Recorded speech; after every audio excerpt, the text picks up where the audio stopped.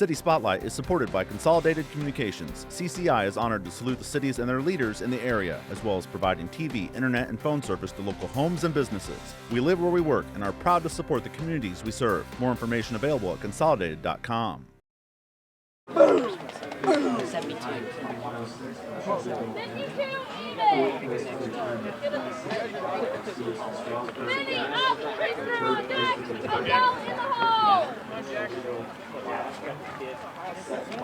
Time of 1989 from Shelbyville, Rice Delgado, and in first place with a time of 1859 from Central A&M, Barnes. They're going to see that he looks a little different than everyone else, and they're probably going to say, I don't know how he's going to do. Maybe a little bit feeling sorry for him, but Jack never lets that get him down. There's a lot of people, we've actually had various tournaments and travel baseball where it takes 2 or 3 innings before anyone to really notice. He usually plays second base in travel baseball, and his transfer is pretty fast. And I'll have coaches come over and say, I didn't even realize he had one hand until the 3rd inning. So that always is a testament for me, for Jack, of how well he competes. That when kids can't notice the fact that he's missing a limb, and he's competing on the same level that they are. Who's gonna break us down? I got it. All right, let's do it. Show go on 3. 1, 2, 3, show go. Yep. I need a ball. A smile, because it's a good relationship that it's hard at the beginning. And the reason I say that is because when I met him early on, he was at a intramural basketball program, and we started with the question when we would do things right-handed. We do things then with our left hand, and Jack would smile at me and say, what am I supposed to do? And so that kind of gave you the perception right away that here's a young man who has, you could call it a disability, but I think he embraces it because it makes him special. So that's what I think about when I hear his name. We're gonna play guess that pitch. I think Noah's gonna get a base hit here, down the right field line, and then White's gonna score. Or pass ball. Atta baby. I'm most proud of Jack because it's his patience in an adverse situation. In the lane. Ben! It's in the Dude, hey, keep your feet straight. Just stand up straight for a second. Now bend your knees. Now bend. Now There. go. Now do your Leave your stuff. feet there, like that. Now do your stuff. Not bad. You got the Absolute stud. Absolute stud. What I'm most proud of is when people come and say how supportive Jack was, how he was encouraging of a teammate, how helpful he was in this situation, how when there was another friend or student that wasn't in a great situation, Jack kind of stuck up and helped them. And I mean, he's not going to hit all the home runs, probably. Never say never. And he's not going to score 50 points a game. But the fact that he's encouraging his teammates and he's staying positive and he's doing what is best for the team, I think is the thing I'm most proud of, is that he sticks true to who he is and he never gives up. It could be so easy to give up, and he never has, and he probably never will. My name is Jack Finney. I go to Neoga, and I'm in 8th grade. I think living in Neoga is, I think it's one of the better places to live, and I'm not dissing on other places, but there's not a lot of I wouldn't say crime, but bad things that happen around here, so it just makes you feel safe and all that stuff. And about the school, I mean, our school is great. We don't really have any issues. My teachers are great. My classmates are great. It's great. Stephanie Finney, and I am Jack's mother. There are people in very tiny, small towns doing great things, and they don't often just do it on their own. You know, there's always a support system behind them, and that is something that we have in the community of Neoga, is a great support system where we just figure things out together. And that's what I want them to know about Jack, is if there are any other limb different children out there, they think that they're the only one. You know, you think you're the only kid on the planet with one hand or one leg or one foot or one arm or whatever it may be. You don't see people like you every day at school. So to know that Jack and other kids and other organizations are there to help them, because you don't know. When you have your limb different baby, they don't send you home with a pamphlet from the hospital that says, here's how you parent your limb different child. They don't do that. You have to figure it out on the way. And so many people have helped us and have helped his little brother Jude deal with being a sibling of a limb different person. And Jack and myself, we've just all benefited so much from all these organizations that I think a lot of other limb different families don't know is out there. So I hope that by seeing this segment on Neoga and this segment on Jack, that they know that the resources are available and that it's all going to be fine. They're going to be totally fine. Moms out there are worried about nothing. My name's Sean Finney, and I'm Jack's dad. A joy. I coach Jack and my youngest son, Jude. And I think I get that drive from doing it from my dad. He coached me and my brother all through Pee Wee and Little League and help with Babe Ruth. So I never look at it as a job. I look at it as I want to do it. I get to spend time with my kids. I'm going to be there anyways. Coaches' dads usually harder on their kids. So sometimes they probably don't like it as much, but it's been a joy coaching him and getting to kind of see what he does and how he does it. And then I can help. I try to keep my coach's hat on at practice and take it off after practice. Doesn't always happen that way, but that's my goal. That's what I set out for. I'm Kirk Hacker, junior high basketball coach here at Neoga. He's one of those kids that willing to do whatever it takes. And so our kids have had an opportunity to play junior high basketball since they're in the 6th grade. And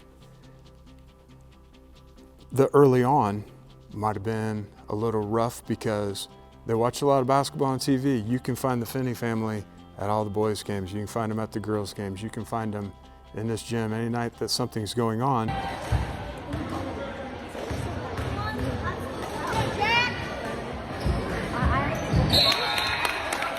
And so they recognize, they know sports. And so you can find his father coaching the kids all the way up until now. And they have a little bit different, Jack especially has a very big knowledge. And so sometimes when he thinks bigger than junior high basketball, in junior high basketball we try to keep things pretty simple. Jack is out asking questions because he has seen it at the high school level or a college game on TV, which really goes way beyond what we're probably capable of at the age level. So, but he's an interesting bird. Yeah, from the very beginning, and it was like he was only, I can't remember, well, you know, I was feeding him a bottle, so a few months old, and from the moment he was a few months old, and he just showed me in that moment, I'm gonna be able to do this, I'm gonna be able to figure it out. Crawling was something that I was stressing about, and one day he just got on the kitchen floor and just army crawled.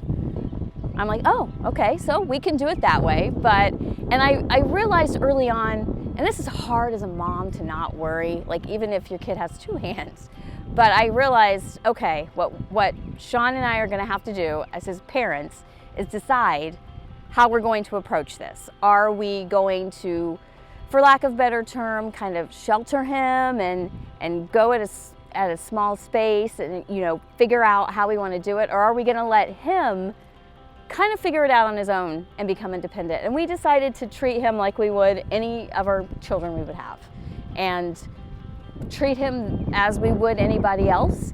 And are things out there if he ever needs adaptive services. There are those things there if he should need them, but let it be his choice. Let him decide if he wants to try a prosthetic down the road. Let him decide how he wants to do the shoe tying and the buttons and the zippers. And it was difficult. There were lots of times I wanted to zip up that coat, but I didn't. I let him struggle and figure it out. I think when he was a toddler and a small child, it was the basic life skills, buttons, zippers, getting your coat on and off when you come outside, backpack, handling things when he went off to school, lunch boxes. And one of my absolute favorite stories is when he was getting ready to start kindergarten. And for some reason, I don't know why this entered my mind, but I thought, oh, they open milk cartons when they go to school. That's a total two-handed activity that's difficult to do even some days with two hands. So we were like, okay, so we'll figure it out. And we went and we found all the small milk cartons we could at Cracker Barrel and at Walmart or whatever, and we'd buy them up, and he'd just sit and he'd just practice and practice. This is Jack opening up a milk carton.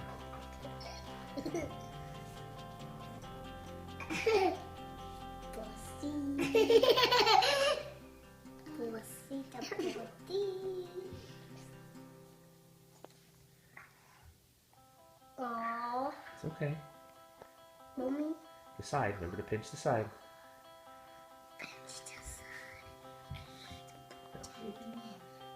Hey, like this. Remember to pinch the side?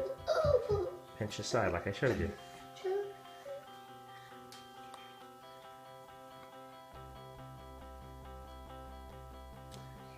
There you go. Nice done. All right. And eventually he figured it out. And one of my favorite Jack stories is his kindergarten teacher called me after the first day, because I was like, how did things go? We were getting into the situation of going to school. And she said, well, he helped the two-handed kids open their milk cartons at lunch. So that is one of, which is just so Jack. That just sums up his personality right there. Very early on, I had started researching different groups and information for limb different parents. And what I kept finding was that there were camps for those that were hearing impaired, vision impaired, but there wasn't really a lot of amputee camps for children. And through my research, I stumbled across the No Limits Foundation. And I had done a little research, and it was started by an occupational therapist herself. She had found that there were no camps for limb different youth. So she created what's called Camp No Limits. Now there are so many of them all over the US. At the time, there were just a few scattered throughout. And ours was in Missouri. And it was set at a YMCA lodge. It was like a family lodge type atmosphere.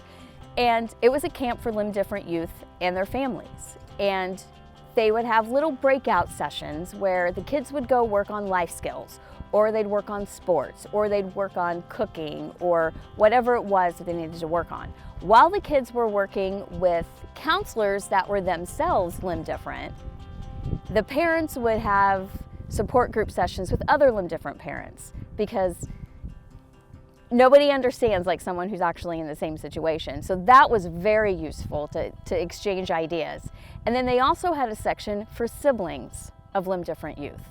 And that I thought was so great, because being the sibling of someone who's limb different is a whole different issue in itself. There's different ways to deal with that. And the siblings all got together and exchanged ideas and did activities and worked it out. And it was just the best experience. And we met so many great people that we would have never met before. So, Jack's limb difference has opened way more doors than it's closed.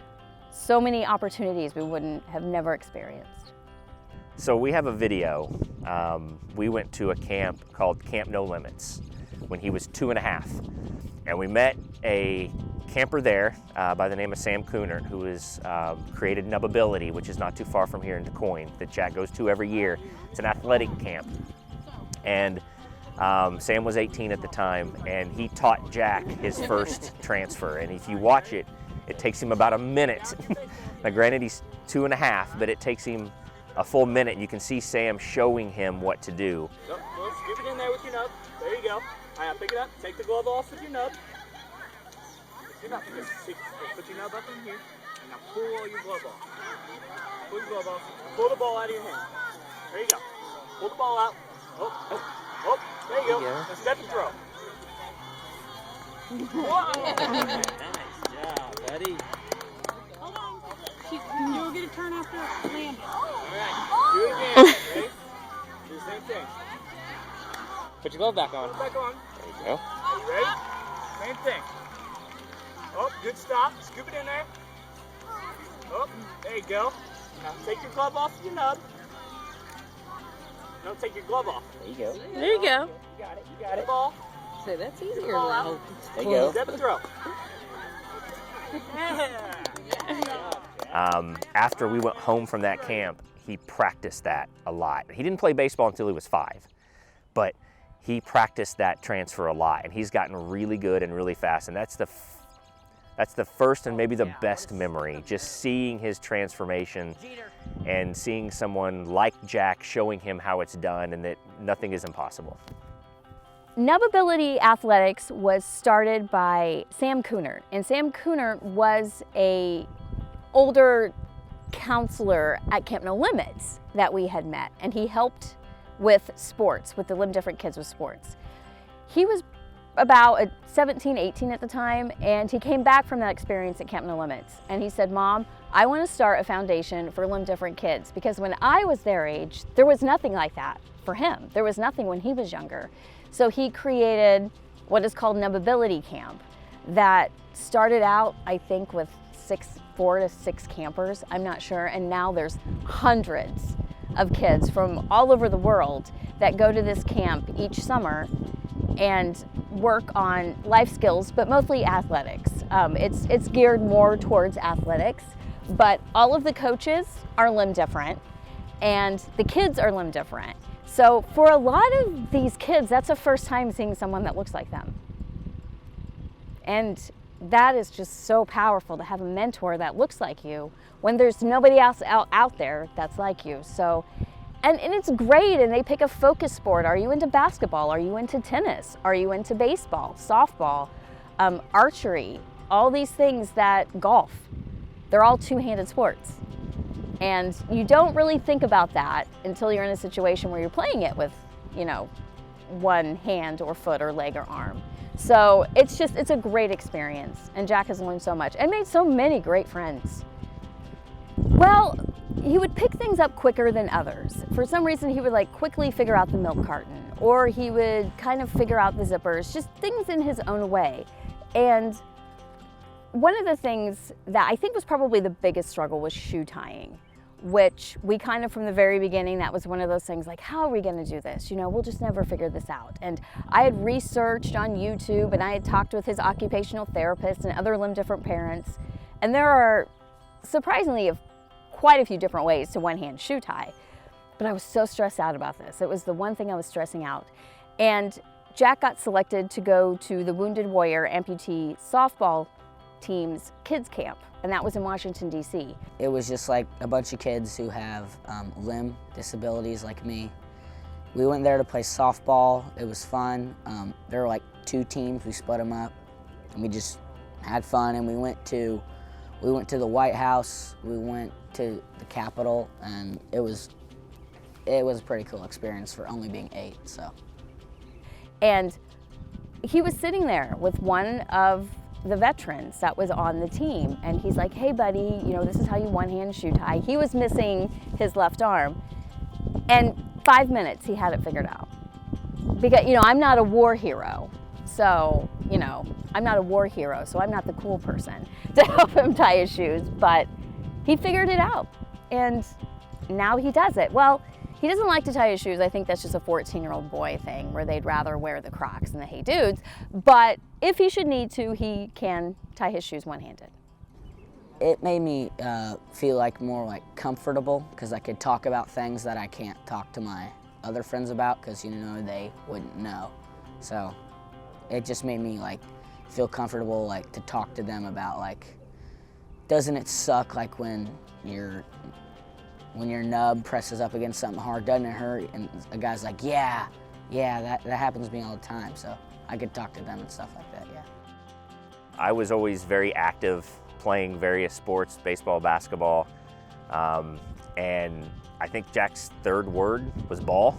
So he's always had something and always been a part of something and has never really let that stop him from what he's doing with only having one hand. And I think a lot of that is meeting the right people at the right time when he was really young and not letting them, they were older versions of Jack, let that get him down.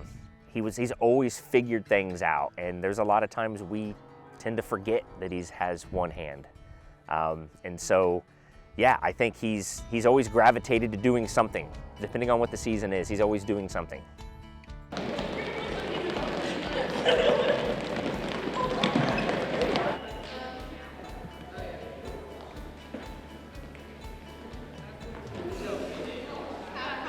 Well, at the time, for the past couple years, we've only had one coach and 40 kids, and she can't be all over the place at once.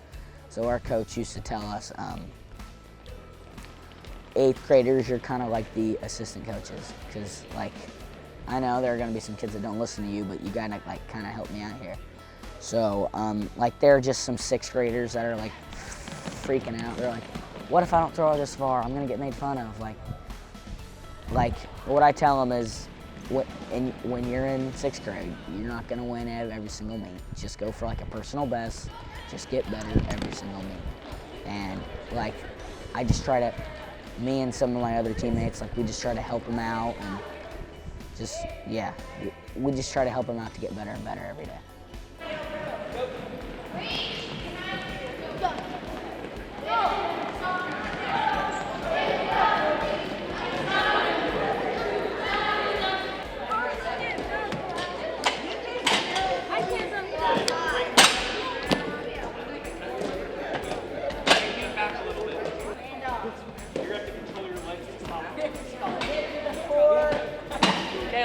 Jack, you got to be first or third. When you're a 6th grader or even a 7th grader, you look up to the 8th graders, or if you're a freshman, I'm gonna be a freshman next year. Freshmen are gonna look up to seniors, and sophomores are gonna look up to seniors, and being the older kid is kind of a good responsibility to take because you're a role model. Because if you do something dumb, then a 6th grader is gonna do that because they think it's okay. So you just gotta just be a good person, help them out the best you can, and just be a good role model. One of those kids that, being a guy that, he didn't score 20 points every game. But when we talked about how hard he would play on defense, and it took us a couple years to get to the part where you gotta trust me, I'm telling you for a reason. And so as far as teammate goes, I've not seen a kid who was willing to dive on the floor for a basketball, who's not afraid to mix it up like that. And just the fact that he is willing to take younger kids, he shows leadership. And the fact he has a younger brother with us, and so we kind of talk about hey, what you do in between the lines and what you do in the locker room, what you do in the hallways at school. Those younger eyes are always on you. And so he has kind of embraced it a little bit, and like I said, found a niche or a specific role. Good throw. Good. Nice job. So the only thing that we could treat you on is. Take it. All right, Caleb. Chuck it. You're not gonna hit. I've been throwing real early. Jude, if the disc comes hurtling that way, I need you to block it.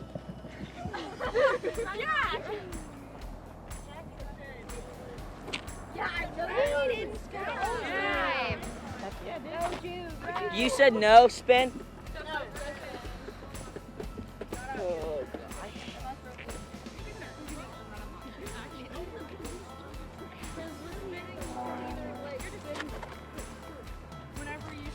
Jack is a jack of all trades, right?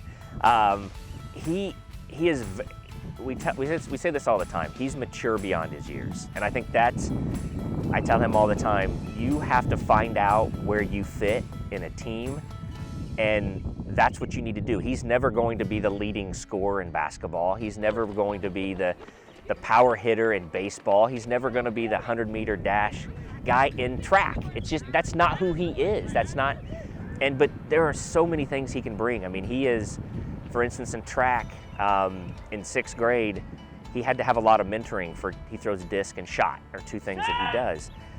This year in 8th grade, he's the elder statesman. He's helping the 6th graders, whether it's the boys or girls, so he's showing leadership. Basketball, he's one of the kids that if you're listening to the game, you can hear Jack help try to tell kids where to go on certain offensive or defensive plays, trying to help them instruct what they're doing. There's no doubt in my mind when he gets older, he's going to be a coach. And I think that's probably what people will allude to with Jack, is that he's not the most talented, but when you bring that aspect to him, having those kids, I'll say it all the time, I'll take 10 Jack Finneys on my team and roll the ball out and we'll compete against anyone. Having one hand to shoot with made life pretty tough. And so as we progressed from the 6th grade to the 7th grade, this year when we came out for 8th grade basketball, we talked about you got to be able to shoot the ball, because if guys are going to drop back from you, you got to shoot it. And so we went through all these different things, and as the year progressed, he found out that he's pretty good at guarding someone. And so you add an element to your game that you didn't have before. And so downside to that is, some nights when he's in a basketball game and we were ahead, boy, here they came. And he was very intellectual about knowing that, and we'd pull him out when we'd talk, and I'd say, hey, it's coming. They're going to double team you, and they're going to think that you only have one hand to dribble with, and he was smart. The ball touched his fingers, so I'm like, you got to play the game a couple steps ahead. Like, when they come, what are you going to do with it? And he welcomed it, grasped it, and as we progressed along in the season, his game really, really improved. And so never really even think about things like, hey, he's got one hand, he can't do this, he can't do that. And he's not one of those kids that you can tell that to. So he's going to do what everybody else is doing, and he's going to work as hard as everybody else does. In fact, I think he probably works a little bit harder than everyone else, because he wants to play, and he's going to do what he has to do to be in your lineup when it counts. So I'm a huge proponent of playing everything. I told both of my kids when they were in 6th grade, my youngest is in 6th grade now, that you're going to do all 3 sports. Whether you like it or not, you're going to try it. And Jack did not want to do track at first. He's never been a big runner, and I said, just try it. You don't like it after 6th grade, you don't have to do it. I think secretly, deep down, it might be up there with his favorites. I think he likes the camaraderie. I think he likes to go to different meets and meet different people, get to do different things, whether it's running or whether it's field events. Getting back to your original question on the different sports, sports help you, for basketball standpoint, it helps his agility and helps his speed. That would help with base running with baseball. Track, it helps him be in shape, which helps for basketball. So all of this stuff is all interconnected, and I'm a huge proponent of kids not spending 9 to 12 months out of the year on one sport at this age, because you don't know what you want, and you got to let your body develop. And so I'm a huge fan of it, and I love the fact that both of my kids do all 3. So, like, for example, when we're in PE, me and my friends are playing basketball games, like some of the girls in my class, like, they get mad at me because, like, it's just a game of PE. And I'm like, well, no, it's not. It's just, like I have to win, and it sucks when I lose in PE. It sounds ridiculous, but I just hate losing. And even if it's a game in PE, I hate losing.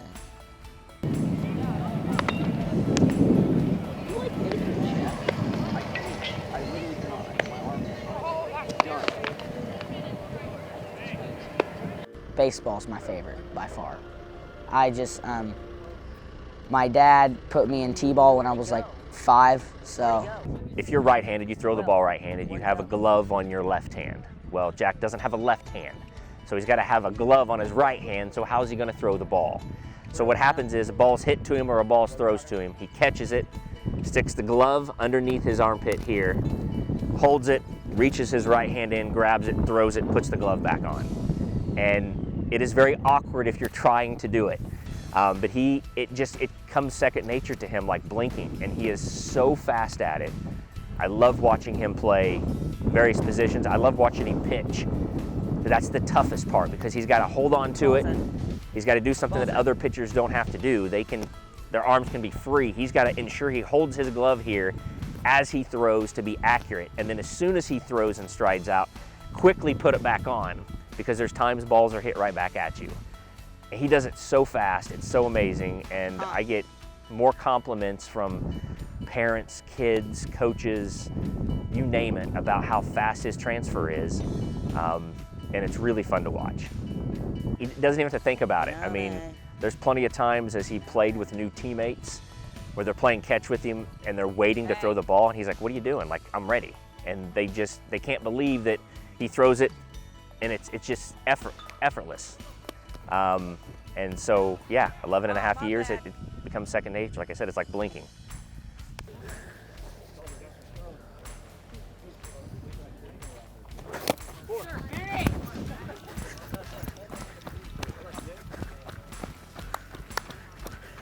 All right, got 2 outs.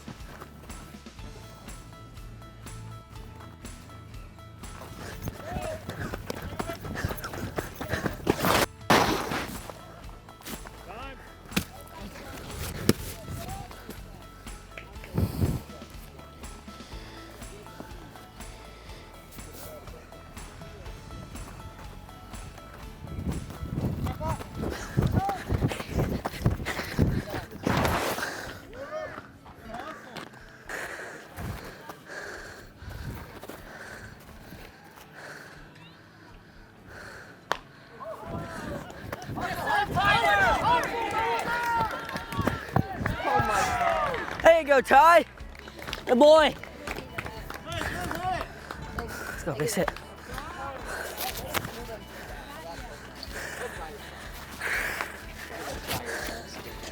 Two pitches, 2 bags. I just love baseball and I like to get better at it every day.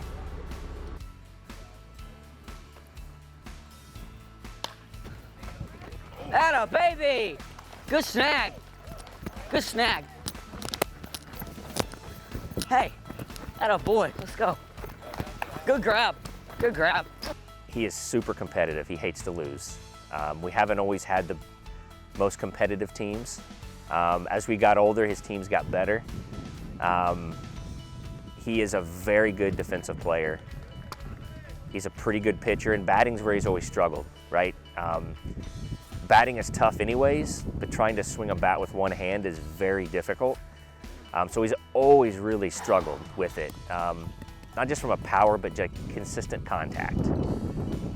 We worked on it a lot over the summer because he played a lot in junior high in 7th grade, but he got DH'd for a lot. And for good reason. As coming from a coach, there were better hitters on the team, and so they should have done that. And he took that to heart over the summer and worked at it. And this past year in 8th grade, the baseball team was very good. They went to state for the first time since the 80s. And he, I think, was the 4th or 5th best hitter on the team with average. And he's never done that, ever. So he saw all the hard work he put in the summer paid off, and he's taken that to heart going forward. He's always been a defensive-minded kid and has always been, well, I can't hit. I got to figure stuff out. And I told him as a coach, older you get, when you get into junior high and high school, you got to be able to do both. They won't play you if you can't do both. And so he took that to heart, and he's really improved on it. So from a coach standpoint, that's one thing that he's gotten much, much better at. So growing up, this is like probably the only field I played on. I don't remember playing on that field, but I playing on this field was a good special moment because when I was 12, I think, 12 is the highest you can go to play park ball. Me and my friend Caden Hackman, we were one of the only 7th graders on this team, and our coach had to put one at shortstop, one catching, and one at first base, and my position back then was second base in the outfield. I had never played first base, so when the 3rd graders, because you didn't want me at shortstop thrown to a 3rd grader at first base. But yeah, my coach put me at first base, and he said I did good at it, and that's my primary position now. And as you said, I have done good at that in junior high ball. So yeah, park ball was a good experience.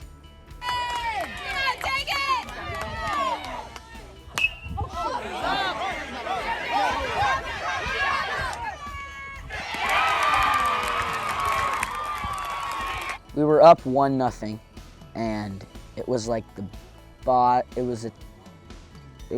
of the 5th, and we only had one more inning to go. So our right fielder, which is a good friend of mine, Braden Ray, he was this was his first year playing baseball, and he was in right field, and he was playing all the way out to the fence. And our second baseman was cheating up towards the middle because that guy hit the ball up the middle earlier in the game. And there was a pop fly that was hit right in between the right fielder, the second baseman, and the first baseman. And it was right in that area. And I just ran back. I was looking, and I looked down to see if my footing was right. And I looked back up, and the ball wasn't there anymore. So I started to freak out. And then over the bill of my hat, a white blur just came out of nowhere, and I stick my glove out, and somehow I caught it. But if I wouldn't have caught that ball, they probably could have. They would have tied the game up, and who knows if they would have won or not. Growing up in a small town, it going up against the bigger schools in sports, you're obviously the underdog. But when we just go in there and show them who we are, and because our basketball team, we're not the best, but we just like to play, and we hustle, and that's just what we do. So my brother, he can be a little bit lazy sometimes, but when he wants something, he'll do whatever it takes to get at it. He thought a kid that was less skilled than him was playing over him, and I'm like, well, if you want to show our coach that, you need to work at it. So I helped him work, and I say around playoff time, he was our second baseman because he's a bit too slow to play the outfield. So yeah, he was at second base and I was at first base, and that was just fun. It was a great experience having him right there. Our junior high baseball team, we did pretty good. First, we went 18-6, I think, and we were supposed to have the regional championship at Cowden, Herrick, Beecher City, but we couldn't because it rained out. So we got to play the regional championship at home on our home field, and we were hosting sectionals. And kind of what motivated me and my teammates as a team was our coach said, whether you make it to sectionals or not, we're hosting set sectionals. So you either be out there playing or you're going to be the grounds crew for the other two teams. So make that choice, and we made that choice. That was the second time since 1986 junior high boys team has made it to state. And it was just a great moment, and 9 months before that moment, our high school girls basketball team went to state, and we had success there too. But I just think us growing up playing park ball together, just playing as a team, we just know how to play with each other, and it worked out. So we played in a tournament his travel ball team did last year in Rantoul. They were giving out these badges. It's an MVP thing to go to Crown Point, Indiana, and the opposing coach gave it to me because he said his brother had one hand, and he said his brother knows what it's like to go through that and stuff, so he gave me one of those. So me and my teammate, Dominic Ashley. He goes to Dietrich. He's a freshman. And we went to Crown Point, and we had fun there. It was a great time. And after that, they give you more selections to go to a bigger place. So they picked 2 people from each team there, and me and my friend Dominic, we both got that selection. Him and a few teammates went to the regional one. They had some former baseball players there, a lot of really good kids, a lot of really good baseball players in his age group. So it's basically a whole weekend thing, and then they evaluate you and they look at your attitude, your leadership, your baseball skills, kind of what you bring, the whole gamut. And lo and behold, Jack got invited to the national one. Honestly, coming from a dad and a coach, it surprised me both ways. But as I talked to a few of the coaches in Arizona, they looked at more than just, obviously, talent. Jack's a good baseball player, but there are a lot of really talented kids. Jack showed a lot of other things, and that's what I've tried to instill in him, that he's going to bring that. So we get to go to Arizona, and there were a lot of really, really talented kids. He played in the 14 to 17-year-old group, so I'll call it the future high school group for him. He did very well. Competed, swung the bat well, played really good defense, really enjoyed it. You know, it was something that he wasn't sure he really wanted to do. He felt kind of weird about it. And I told him, this is a once-in-a-lifetime opportunity, bud. Take advantage of it. And he did. He met some people that he's friends with now, that he stays in communication with, and it was a really good experience for him. I was the only kid with one hand there, so that was a bit different. And they split us up to 4 teams, and I had a bunch of kids. I had kids from Indiana, even from Illinois. Half of my team was Indiana, Illinois. I had a kid from North Carolina, California, Texas. I think it was New Hampshire too. But I got to meet a lot of new cool guys, and I stay in contact with 2 of them. And one of my teammates was from Canada, so. Yeah, so Jack's coach, former Major League Baseball player Ronnie Richardson, he was actually, right now he is a minor league coach for the Rays. And he and Jack really hit it off. You know, Jack got to talk to him a lot. He did a little interview segment with him. No, that was probably the highlight, I would say, for Jack, just getting to meet him and talk to him about things that Jack needs to work on.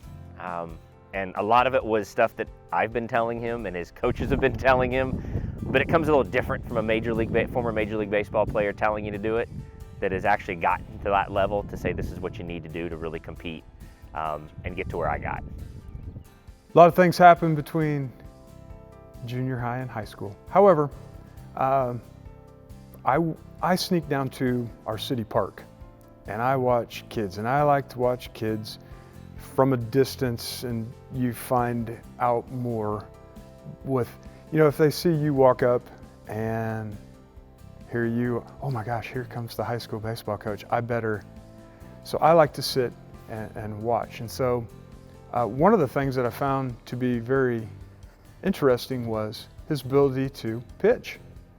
And I thought, okay, if I were the baseball coach on the other team, would we walk up there and bunt 10 times to see? And when I saw a team try to bunt, he fields the ball, he has it out, he's got it thrown to first. I watched him play maybe in the 6th and 7th grade over at the junior high, and he played second base, and I thought, this will be very interesting to see. Nope, holds his own. And I had witnessed it playing college baseball. I saw a gentleman that at the plate, in the outfield, amazing.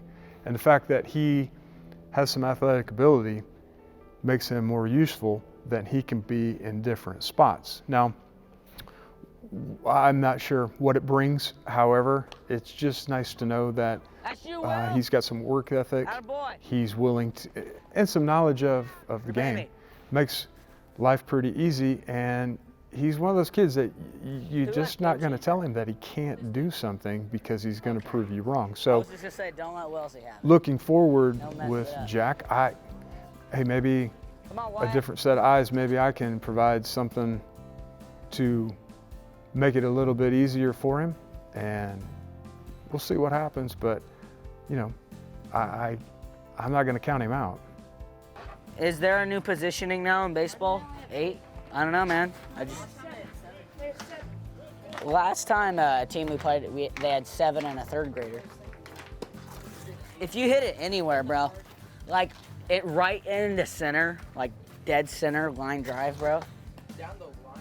I probably won't do track because spring baseball is the same time as track, and I can't not play baseball. So I'll probably do baseball and basketball. Those are probably the 2 sports that I'll play in high school, yeah. I think it's open for anything. I think whatever he sets his mind to, he's going to do. Whether that's trying to compete at the next level, right, outside of high school in whatever athletic event that is, whether that's going into teaching or coaching. You know, recently he's been big into space, you know. It's whatever he really sets his mind to, he can do. I'm not going to push him either way. I'm fascinated to see where it's going to bring him, to be honest with you, because I just don't know with him. He's, like I said, he's so mature, and I think he'll figure it out sooner than I figured it out. But whatever he does, he will go at it at 100 miles an hour, and he'll achieve whatever he wants to do in life. All of these camps and the situations that Jack has experienced because of his limb difference has benefited him in so many ways. Problem-solving skills is the one that I see every day. When he gets up in the morning to get ready for school, he's got to brush his teeth, 2-handed activity, toothpaste, toothbrush. He's got to get dressed, which is zippers, buttons. He's got to get ready. You know how you go to the bathroom and you do your hair and do all that stuff. He's got to make breakfast. He's got to pack stuff for practice. He's got to pack stuff for lunch. He's got to get his backpack together. Before he even leaves the house for school, he has problem solved more than I probably will all day. And he just does it with such ease. And there are a lot of times it could be very easy for him to say, you know, batting in baseball is hard. I tried it, I gave it a shot. I'm just gonna move on. It's just not for me. There were lots of times he could have said that. He could have said, you know, I can't rebound a basketball. You know, you gotta jump up and do it 2-handed. He could have said that, but he didn't. He figured out a way to actually do it. And I think all these experiences has just given him so much adversity, problem-solving skills. I think it's helped him mature a little bit quicker because every single day of his life has been problem-solving, and his never give up attitude makes him a really great leader. And I see that a lot, not just in athletics, but in daily life. You know, you're not going to always, the game isn't always going to go the way, you know, we've all seen some baseball games go sideways. But that happens in life too. You know, Jack is a child that was born into a world that's not created for him. So the world isn't made for people with one hand. So every day since the day he was born, it's been a battle and a challenge. And I think that he just approaches everything in life that way. Yeah, it's a challenge, but eventually you figure it out. And I think that's probably what he's benefited the most, is that, you know, life has ups and downs, even if it's on the baseball field or it's in the classroom or someday when he has a job in the workplace, you know, you're gonna have adversity. And he does a really great job of navigating that and figuring it out.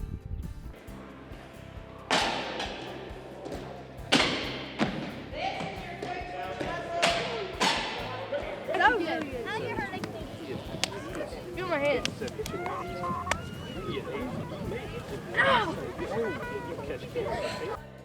He doesn't give up.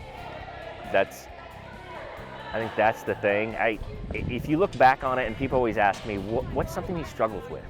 It's the basic, very basic, tying his shoes. That's the one thing. And it's not that I don't think he can do it. He doesn't want to do it. And so But there's so many things that he figures out. Like we struggled as young parents, Jack being our oldest, how to handle this. And I mentioned earlier that the camps we went to, Nubability and Camp No Limits, Wounded Warriors. We met so many families that just were like, you gotta let him be, you've gotta let him work his way through it. Help him when you can, but don't baby him. And so we took that approach. And there's others that don't take that approach, and that's what they do. But for Jack, it was always, you figure it out, because we're not always gonna be around. And that's what I'm most proud of, is the fact that he just doesn't give up. He sees something, he'll figure it out. And a lot of times it's not what I would do, because he figures it out much faster and much better than what I could have done. So I think that's what I'm probably most proud about. It's kind of interesting in this regard, is that he takes everything in stride. Like, you can't just keep him down. That's the one thing that he's got a group of buddies, and boy, when they rib on him a little bit and he gives it right back to him. And that's kind of, like I said, I don't get to see him as much. I get to see him for a couple hours in the afternoon for baseball practice. But, you know, that group of kids that he's with each one of them brings something to make a group. And like I said, kind of miss them when they leave you to go to the high school. And that's the good thing about the gym from right here is right next to this one. So they're not too far away whenever you want to go and see how things are going. I think the favorite part about coaching was dugout conversations, right? I'm sure if you talk to him, he'll say, I yelled at him a lot, right? Which is true. Like I said earlier, coaches are harder on their sons because their expectations are usually much, much greater. They see what they do every day. But the conversations when we're in the dugout about a play that didn't go his way, or a pitch that he missed, or at a bat that, you know, a call that maybe was borderline that struck him out, having those conversations and walking him through that, and having those where he kind of gets it and I see the light bulb, and then the next time it doesn't happen to him again. I'll miss that the most of anything. It's just having those little conversations that I can't have now because I've got to be a parent on the sideline that doesn't say anything, and it's difficult for me because once you're a coach, it's tough not to be a coach. One of the things, again, you kind of look for kids to be able to take the big deep breath, realize what the moment calls for, and he's one of those kids that he's willing to say, or you know, doesn't matter, we have 3 guards in the game, it doesn't matter who's in what spot, we expect you to be able to do all 3 things. And so willing to back it up and recognize that, hey, they're playing a zone, they're playing man to man. A guy that will, when you're in a huddle, will say, hey, I think we can. That's kind of interesting, you know, that a kid is willing to speak in the huddle, and that says volumes about. Definitely has gained a lot of confidence over in his time here, and you know, you kind of look forward to. I'm in pretty close contact with the high school basketball coach, and we talk about, hey, here's where you're at, and these are the things that we see, and you know, you look for someone who's not afraid to. Hey, sometimes you got to get a message to the group and you can send it through that guy and he'll find a way to relay the message. And I wouldn't consider me like the best. I'm not the best athlete in my class. I'm not the best at maybe any of the sports I play. But like, I'm not pointing anyone out, but some of the things that my coaches told me, like Coach Hacker and my dad have told me and other people have told me, like when we're down in a game and when we're losing, like he says that like I'm the one that is like, come on guys, you got this, just get the team up and like get the team on a rally. What kind of an older brother is Jack Finney? Now that is a loaded question because it kind of depends on the day because they're both, you know, tweens and teenagers. But Sometimes I think it is hard for Jude to be Jack Finney's little brother. And, but he does great. Jack is always there for him. He's always supportive. He always, sometimes in a very subtle way, when Jude's like, oh, I don't want to go practice, it's so hard, Jack will be like, hey pal, like, you know, I do it with one hand. And then Jude immediately is like, okay. So, you know, it's just, I think it's hard for his younger brother because he can never get away with not doing anything because his brother does it all. So that's got to be difficult. But he's a great big brother. They have a pretty good relationship. Sometimes I'm in the backyard like playing wiffle ball with my brother and he's like up like 7-0 and he hits a home run off me. He's like, you suck. And then he doesn't hit the ball the rest of the game because I actually start to try because I hate losing. But yeah. I had a gentleman stop me after a basketball game this year. And I'm not sure maybe kids quite understand how hard and how much time he has to put in. But I had a gentleman, and in fact multiple people during the course of the season, stop and say things like, you know, my kid comes home and complains about not getting to play, and that young man right there. And I said, yeah, that young man right there. He'll put the time in. And they're like, well, I wish that my kid played as hard as he did. And those are kind of things that you walk away from. And number one, it's not me. He's got a great support cast at home. His grandparents, his parents, I mean, they're in the bleachers every night, home, away, doesn't matter, they're here. And the fact that, you know, if a kid is worried about how much time they're getting in a basketball game or time on a baseball or time on a track, take a look at this kid and see that if you put some time in, look what great things can happen for you. And I hope that people that watch this kind of look at it and say, okay, well, we're mad at the coach because our student doesn't get to play, or take a look at this young man and he's not letting anything hold him back. So. Whenever Sean and I had a family and we were kind of thinking, you know, long term, where do you want to settle down? Everything just kind of worked out with employment, and we were very fortunate to be able to move back to my hometown of Neoga. We were very excited about that. Really enjoyed the small town atmosphere. I knew that the school system was great. I knew that the level of support would be phenomenal. And when Jack first started school, that comes with a whole new set of challenges. You know, it's hard for those of us that know Jack to see him as challenges because he just figures everything out. And as ridiculous as it sounds, I often forget he has one hand. And his friends and his teachers often forget that. And there's been situations where like, oh, yeah, that's right. I mean, you know, we got to figure this out.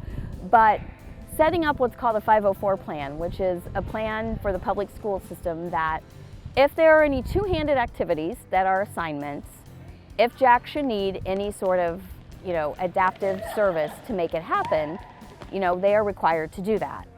And you go to these different I go to these different support groups and these different camps, and parents have such a hard time with that. They are constantly battling with educators and teachers and administrators to get the 504 plans to be followed, to get their child what they need. And when you have a limb different child, you instantly become an advocate. And so these 504 plans is one of the ways that Jack has learned to be his own advocate as well. Because a few years ago, I started bringing him to these meetings with the teachers and be like, okay, you know, one of the things when he was in 3rd grade, we added a technology curriculum, which was great, but suddenly one-handed typing entered our lives, which is something that we hadn't really thought about. You know, building a science project, that's a two-handed activity. He figures it out. Driver's ed, which for so many reasons that has me so stressed out, but he's gonna start driver's ed in the fall. One-handed driving. You know, you're supposed to hold the wheel 10 and 2. You know, clearly he can't do that. So those are ways that we're gonna have to navigate and make it work. And There's never been a problem in school, ever.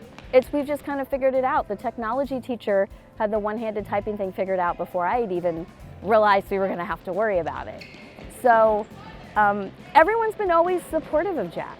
Like, it's who he is. And I've never had to advocate super hard or have any problem with anybody supporting him or giving him the help that he needs. And I just got to give our school district kudos to that, because it's not something they see every day either. You know, they've never had a limb-different child come through the school system, so they're figuring it out just like we are. And now we've set the road for other kids down the road that come through there. There's a kid who lives like a block away from me. He's in kindergarten, and he has the same disability as me. He has one hand, and I would hope I'm a role model for him, because I know, like, if he's ever like having trouble, he could talk to me, because obviously his parents don't know what he's going through, and like that's something he's lucky to have. He has someone like 30 seconds away he can just go down and talk to whenever he needs to.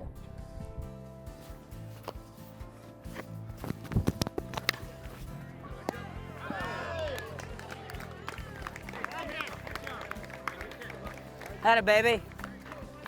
Hey. Hey. Atta kid. Atta kid. All right, let's line them up. Let's go. Let's go. Let's go. I didn't get a strikeout. Oh, that would have been. Let's go, baby. Seriously, Wellesley. Good game. Good game. Good game. Jack. Oh, I- make it stop. I didn't get a single strikeout. Ticks me off. Yeah. One of my Should I first give words up 3, was 4? ball, so that's an A+. And my dad, he played Babe Ruth League. He played school ball. My mom wasn't much of a sports person, but she gave me that confidence. She helped me out through those tough times.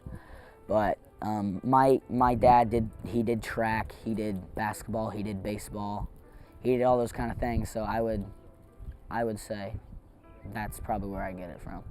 And I told him the other day if I was pitching against him that I'd strike him out, and he didn't believe me. But I guess we'll have to put that to the test. Never, not today. Couple years maybe, but he's a good pitcher. He changes his speeds a lot. He doesn't throw particularly fast, but he's pretty good at locating his spots, but he would not strike me out today. Well, I'd probably go, I wouldn't throw him a fastball because he'd hit it a mile. He definitely wouldn't get me out with a fastball. I'd probably go like change up, and then I'd throw a fastball high to see if he'd swing, and then I'd get him with my slider. Because my junior high baseball coach, Mr. Jones, he complimented me on my slider during our season in junior high baseball. So I'm gonna guess his slider, because that's a pretty decent pitch that he has. So maybe in a couple of years with that pitch he could strike me out. I don't know. I just wouldn't throw him a fastball because he hit it a long way.